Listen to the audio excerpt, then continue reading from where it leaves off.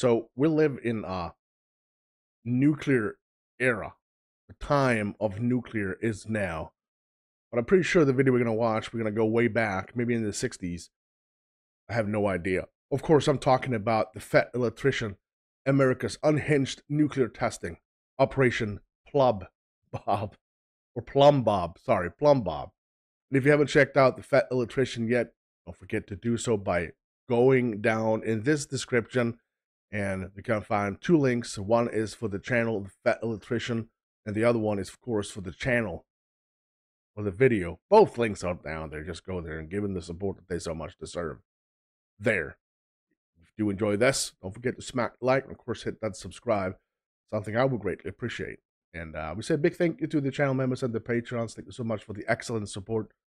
A big shout out to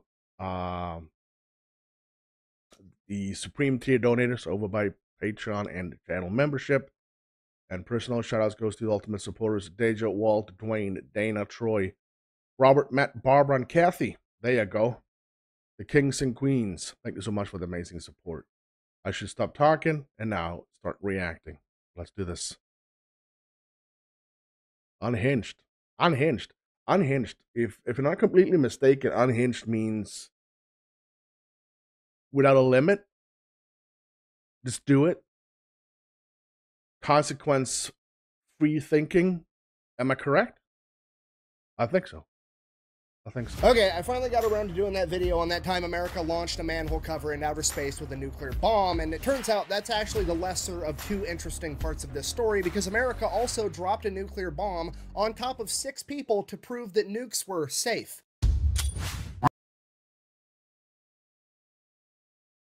What? 6 people safe. Why would they be safe? Today we're talking about Operation Plum Bob. The professional way to explain it would be to say that it is a bunch of nuclear testing that was carried out by the United States government in the late 1950s in the deserts of Nevada. However, in reality, it is more akin to the United States government dicking off with nuclear warheads in the desert like they're a bunch of rednecks on 4th of July with fireworks. We'll shoot fireballs at it. But first, a word from our sponsor. Oh, Nicholas. Yeah.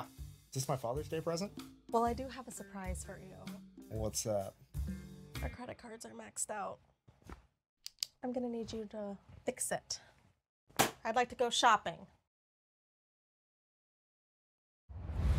This video is brought to you by Henson's Shaving. Okay, here's the deal. Henson's is a family-owned machine shop that makes parts for the aerospace industry. There's literally parts on the Mars rover that these guys made, and one day they woke up and they're like, hey, we're just gonna make the most precise safety razor on the market. And this is it. This is all they sell. It comes in aluminum or titanium. If you want to pay extra, it comes with a little stand. And then they also sell the razor blades, so you have a one-stop shop, not because their razor blades are proprietary, because this thing will take any shaving razor blade on the market. You don't have to buy their proprietary cartridge. You don't have to sign up for their monthly delivery thing. No, you buy this one time and then you can put any 5-cent razor in it and shave for the rest of your life. So the product itself is fantastic, but more importantly, the company is awesome, because every time a YouTuber does an ad like this, they get sent a little media packet full of talking points, what to say, what not to say, and so on. Now, I'm not supposed to disclose this, but the brief that I got for Henson's basically said there is no script, do whatever you want, we trust you. Also, in the first paragraph, they said this, quote, if for whatever reason you don't get a good shave with our product, please let us know. If we can't help you, then don't endorse us. We think we've made one of the very best razors in the world. If you disagree, we'd rather not ask you for a non-genuine endorsement. So the razor's great. This is the type of company that you actually want to give your money to. I'm going to have a link for them down below. Let's get back to the video. All right, Operation Plum Bob takes place in 1957. There was a total of 29 nuclear explosions, and they were testing all kinds of different stuff. They had... Well, I'm gonna break it there. When I've heard about the testing, but for me, I didn't know that it was that elaborate. I think the one I heard was like one time. That's the only time I heard it. But I never thought anything of it. And this guy here, Fat Electrician, is actually talking about there being multiple. And when I mean multiple, a shit ton of them. And I did not know that. biomedical testing going on with pigs, seeing how radiation affected them and at what distance. Then they were covering the pigs with blankets, seeing what materials blocked the radiation, what materials didn't. They also conducted experiments on 18,000 US service members, basically having them dig a trench off in the distance and hide in it while they detonated a nuclear warhead to see how they held up. And then they had different buildings and structures built out of different materials, trying to see which building materials blocked radiation the best and which ones blocked them the worst. Now, when this started, all the bombs that were being detonated off the top of a tower or from a high altitude weather balloon. They were just detonating nuclear warheads into the open atmosphere. What could possibly go wrong, right? And the important context here is that it's 1957. The world became aware of nuclear weapons 12 years prior at the end of World War II, and a couple years after that, the USSR had their own nuclear weapons. We are well off into the Cold War, and nuclear hysteria is at an all-time high. So by this point in time, the American general public doesn't just by the Cold War, when everyone is just, well, I got nukes. And they said, oh, well, we got nukes too. Look like this. Scary times. Understand that nuclear weapons make a really big boom. They also, to some degree, also understand radiation and nuclear fallout. So everybody kind of understands what's going on at this point. I mean, they've even got cartoon turtles teaching kids what to do in case a nuclear bomb gets dropped near them.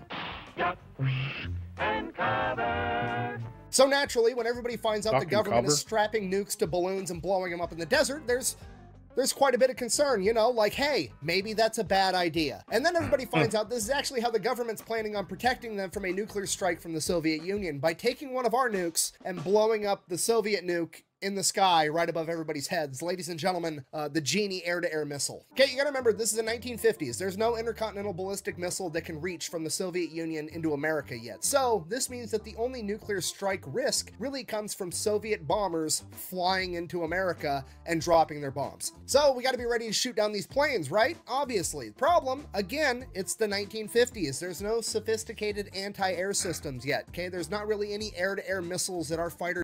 There's a lot of, I bet there was a lot of trial and errors, and the errors might be catastrophical, if that even a word.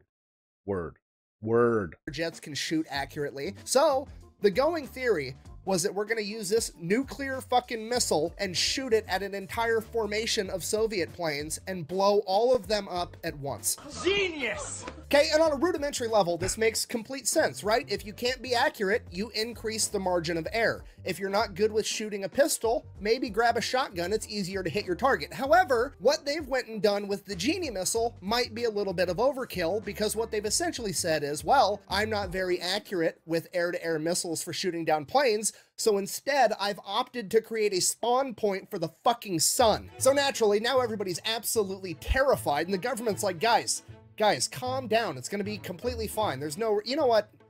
I'll just prove it to you. Give me 5 volunteers and a camera guy, but don't tell him what he's doing. On July 19th, 1957, the United States government detonated a Genie air-to-air nuclear missile with a 1.5 kiloton warhead directly above the heads of 5 U.S. service members that volunteered to be there, and a camera guy that was not informed of what he was doing until a couple hours beforehand. I'm out.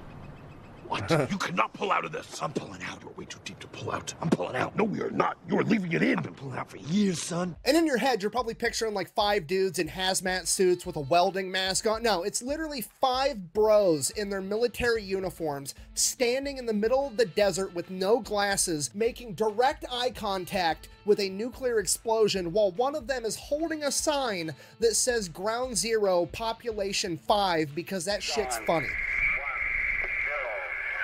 We felt a heat pulse, a very bright light, a fireball. It is red. The sky looks black about it. It is boiling above us there. It is rapidly losing its color. There is the ground wave. It is over, folks. It is tremendous, directly above our heads. It went. Okay, now let's just take a minute and appreciate the fact that you've probably just witnessed the most testicular fortitude ever captured on camera. Second, Well, I agree with him in the sense of however, they had no clue on what the hell was gonna happen. Normal servicemen, I'm pretty sure that they did know anything. They don't know anything about what's gonna happen. We're gonna bomb above you. It's called a nuclear bomb, and they're just gonna, okay, Well, did they tell them anything about the danger? No. No, they did not. It's one thing to sacrifice, doing the ultimate sacrifice in battle, but doing the ultimate sacrifice in the nuclear testing in the late 50s? I don't know about that. Secondly, let's also admire the fact that the sign that says Ground Zero Population 5 is not only funny at face value, but it's hilarious that they only counted the 5 of them in the camera and not the cameraman himself, because even back in 1957, they knew that the cameraman never dies. I'm actually like Frodo Baggins. And out of respect for them being, to the best of my knowledge, the only 6 people that have ever volunteered to have a nuclear warhead dropped directly above their foreheads, I'm going to go ahead and read their names off. The cameraman's name is George Yoshitake, and the 5 service members are as follows. Colonel Sidney Bruce, Lieutenant Colonel Frank Ball, Major John Hughes, Major Norman Bodinger, and Don Luttrell. Apparently, Chef de front door, they were that up in the ranks? Oh my days, I was 100% sure he's gonna say private first class, private first class, private first class. And here we're talking about colonel, lieutenant colonels, and majors. Major John Hughes, Major What Norman the Bodinger, hell? and Don Luttrell. Apparently, the cameraman, Mr. Yoshitake, had filmed a bunch of other nuclear tests in the past, and he thought that this was going to be no different than all the other ones, you know, where he's miles and miles away just filming a mushroom cloud, and he didn't know that they were going to be dropping the bomb directly above him until like a couple hours beforehand, and he was already there. After arriving to the test site, he was briefed on what was going to go down, and according to him, he was pretty much completely unfazed. He did not care at all, and he was 100% game to partake in this experiment, which I think we can all agree is gangster as fuck. What did you picture? I walk in there like a fucking gangster. And then he goes on to live a normal life until he passed away in 2013 at the age of 84. And the other 5 service members that were also involved in this experiment all lived full, happy lives. As far as I could tell, the youngest any of them passed away was 71, and the rest of them all lived into their 70s. And while it's great that they were all okay, the PR stunt itself wasn't really that effective because the general public wasn't swayed very much by it. They still wanted them to stop blowing up nuclear bombs all the time. So finally, the US government's like, fine, we'll stop blowing up so many bombs in the desert. And the American people are like, and above the desert in the atmosphere. Okay, fine. And above the desert in the atmosphere. And in the ocean. The space. Oh no.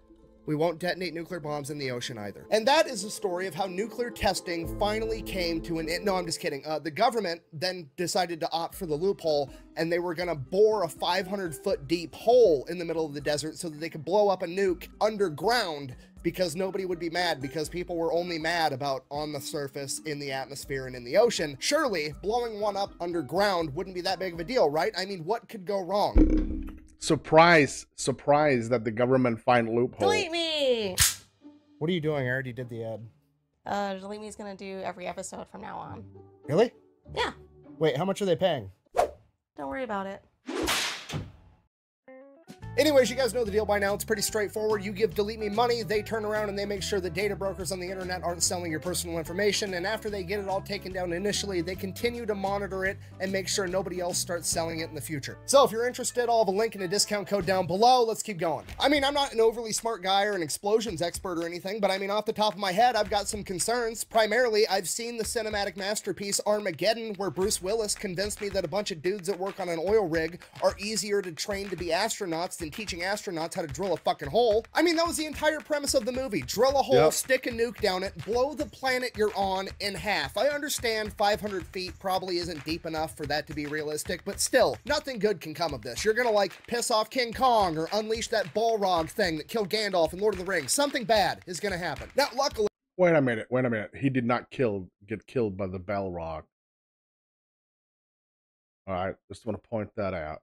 They're not planning on detonating a nuclear warhead in this hole. They're just planning on blowing one up. And what I mean by that is the premise of this experiment was basically, remember, we're worried about the USSR bringing bombers, planes, and dropping a nuclear bomb on America. And we're planning on shooting those USSR bombers down. Essentially, we're going to blow up those planes that have a nuclear weapon on board. They want to know what happens when you blow up a nuclear weapon with a conventional type bomb or missile, right? So they're going to stick a nuclear warhead in the hole with another bomb, and they're going to blow up the conventional bomb and see if that blows up the nuclear bomb as well, because we need to know that. And the going theory is that the nuke we need is to not know going that to because that is some vital information right there. We need to know how to do with this. a conventional type bomb or missile, right? Yeah. So they're going to stick a nuclear warhead in the hole with another bomb, and they're going to blow up the conventional bomb and see if that blows up the nuclear bomb as well, because we need to know that. And the going theory is that the nuke is not going to explode because nuclear bombs have to be set off in a very particular way, and if they don't get set off in that exact way, there's safety measures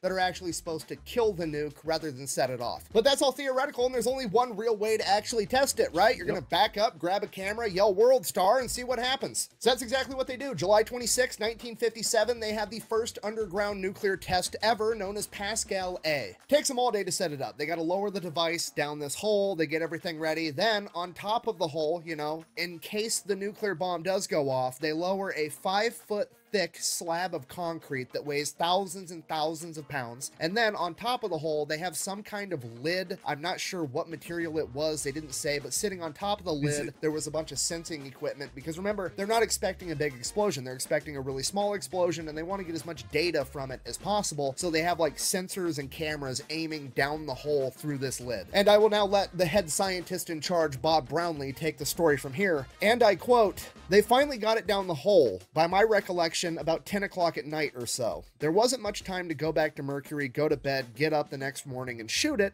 So somebody said, why don't we just shoot it now and then go in? And it was the world's finest Roman candle, because at night it was all visible. Blue fire shot hundreds of feet into the air. Everybody was down in the area, and then they all jumped up, jumped in their cars, and drove like crazy, not even counting who was there and who came out of the area." So the safety equipment didn't work. The nuclear part went off, generating an explosion about 50,000 times bigger than they were anticipating. Apparently, the explosion was so large that seismic equipment from all over the world could sense this explosion. You know, seismic equipment being the shit they use to detect earthquakes. Another scientist that was present described it as, and I quote, "the biggest damn Roman candle you ever saw. It was beautiful. Big blue glow in the sky." And because of this, the United States government comes to the realization, okay, maybe underground nuclear testing isn't that great of it. I'm just fucking with you guys. They redid the exact same experiment like a month later, August 27th, 1957. And they didn't really change a whole lot about the experiment. They took... The thing is, they're doing this because, well, there is a slight research in it. I understand that. There's a slight research in it. But they're doing this because I would love to do this, all right? I think most guys would love to do this. Playing with fireworks when you were younger was one of the best things you could do. We actually had fireworks war against each other, like 5 versus 5, and we just got big-ass rockets and shot them at each other. And we had a ball. I mean, we had the greatest time, and we just dumped small firecrackers in their pockets and just threw them at their face. Complete chaos. I mean, they're doing this, but they're doing it on steroids. And I mean steroids, nuclear power, bombs. So, yeah.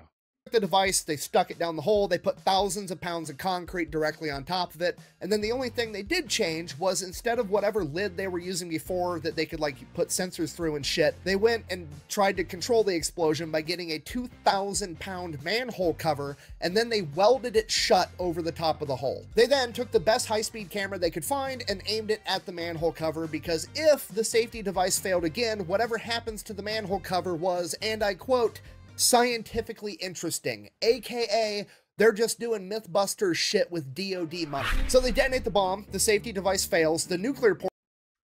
Here we go, we're talking about the Mythbusters. We're talking about, this is what I'm talking about.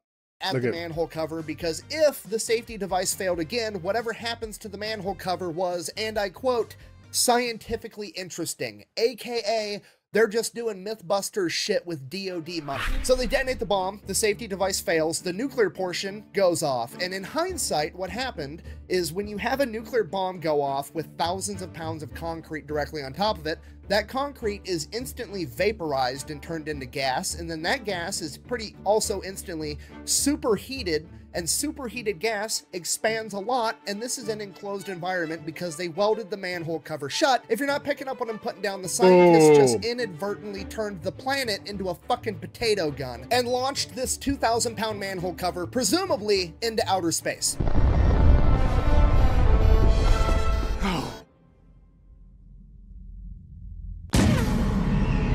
So all the scientists, being pros, start asking the question that everybody wants the answer to. How fast do you think that manhole cover was going? So they go to the high-speed camera. Okay, this camera is taking 1 frame per 1,000th of a second. Okay, it's a lot of fucking pictures. The manhole cover appears in 1 singular frame, and that is it. So because it was only captured by a single frame and not multiple frames, they can't calculate how far it was traveling over a period of time. So all they can calculate is the minimum speed that it would have to be going to only be captured by a single frame in the span of the camera shot. And the calculation they came up with was that manhole cover was moving at least 150,000 miles an hour. That is Mach 195. It is 195 times faster than the speed of sound. And the best part about all this is that this happened prior to Sputnik 1, meaning that if this manhole cover made it into outer space, it was the first man-made object to ever make it into outer space. Buh! It didn't make it into outer space. It would have burnt up in the atmosphere just like meteorites do. Buh! Oh shit, you're right. I completely forgot that every single meteorite that's ever come into the Earth's atmosphere is burnt up completely and never actually makes it to the ground. I'll be right back. I've got to go tell all the dinosaurs to stand up and quit being babies, because clearly they're exaggerating.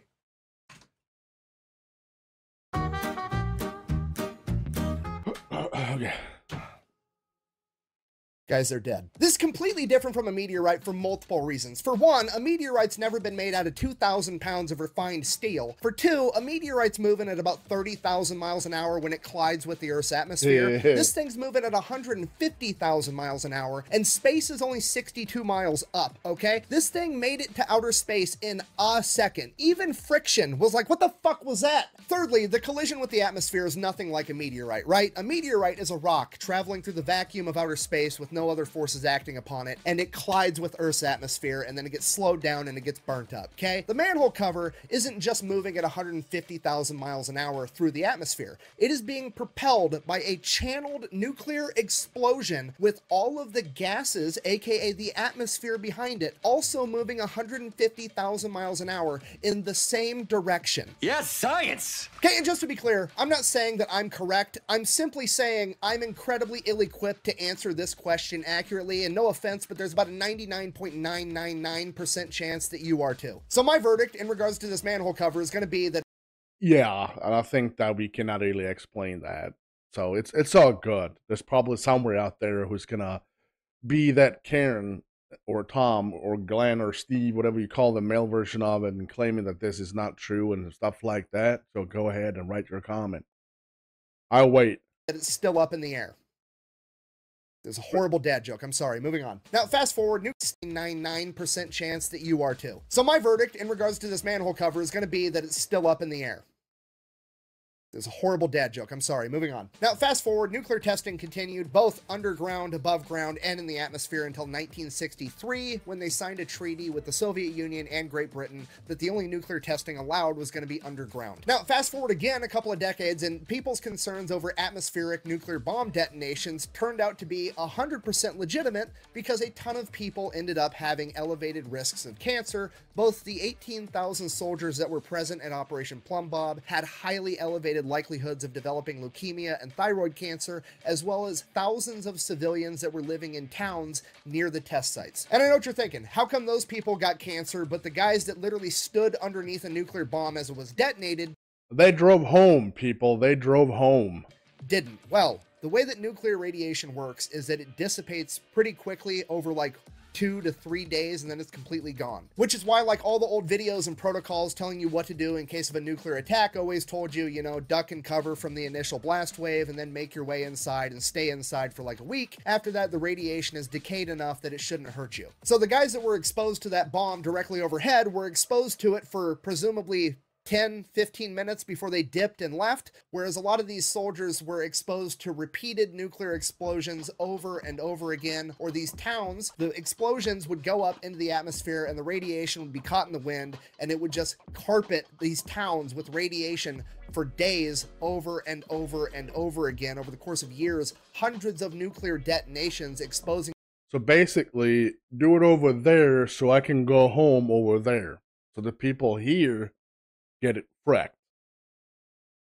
These people to radiation. Now, fast forward like 3 decades to 1990, the United States government, with its infinite charity and outstanding moral compass, finally decides that they're going to pass the Radiation Exposure Compensation Act, where they're going to pay these people that were wrongfully exposed to radiation due to their negligence. If you got cancer and you could prove that it was because of them, they would go ahead and they would give you $75,000 in one lump sum if you were a soldier on the ground, or if you were an innocent civilian just living your life in a town miles and miles away, they would give you $50,000. There's no other legal course that you could take. You can't sue them for more. You can't reject it. Just, here's what I'm going to give you. Fuck off. Wow, that sounds like a really good deal. How about I give you the finger?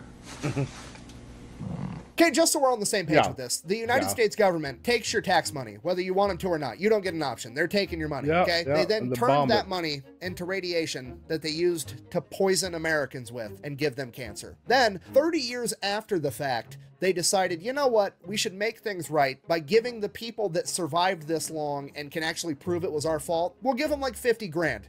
Bear in mind, that 50 grand is also money that was tax money that they took. yeah. So they It's took your your money. money, Yeah. used it to poison you, and then to pay you off, they gave you some of your money back. I'm from the government, and I'm here to help. Can you understand how absolutely crazy that is? Imagine if somebody walked up to somebody on the street and was like, hey, give me all the money in your wallet or I'm going to throw you in a cage for years against your will. And you're like, okay, and you give them all the money in your wallet, they turn around, they go buy brass knuckles, come back, and then punch you in the face with the brass knuckles that they just bought with your money. And then they look down at you and they're like, oh, I really hurt you, my bad. And then they get into your pocket, find another $20 bill, pull that $20 bill out of your pocket, and then hand it back to you to pay you off for punching you in the face. It's never too early to learn that the government is a greedy piglet that suckles on a taxpayer's teat until they have sore, chapped nipples. I gotta end this video. I feel radicalized. In conclusion, this has been the story of 6 crazy bastards that volunteered to have a nuclear bomb detonated directly above their head, and that time that America may have accidentally launched a manhole cover into outer space, potentially becoming the first man-made object ever, and that time that the US government poisoned tens of thousands of people with radiation, giving them cancer, and basically had no consequences for it whatsoever. Thanks for watching. Best way to support the channel is go buy some merch over at thefatelectrician.com. Quack bang out. Government giving people cancer with 0 consequences while trying to tell me I can't drink raw milk. I don't even want to drink raw milk. I'm just mad they think they can tell me I can't.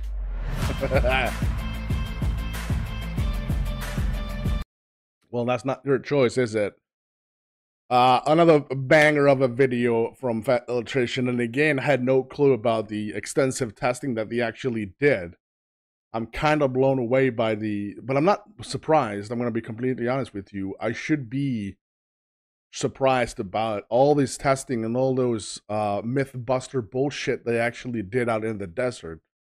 But I loved it. I loved every second of it. It was late 50s, early 60s that they went completely ballistic and crazy with the knowledge that they have, and they just said, we're going to do this. We're going to test this. We're going to know everything about it. We're going to know how to defend ourselves against it. But then again, what did they learn from all these testing without the consequences? The consequences, we learn about the consequences. You know, the nuclear waste kills people. That's what we know. Was that the only thing that they learned? Or how to shoot manholes up in the space? I have no idea. But I loved every second of it. And if you did give me a like, and of course hit that subscribe. and go over to the Fat Electrician. You find the link for the channel and, of course, for the video we just watched, located right down there in the description. I urge you, go there. Give them the support that they so much deserve. Well, other than that, I'm Recky. You stay safe.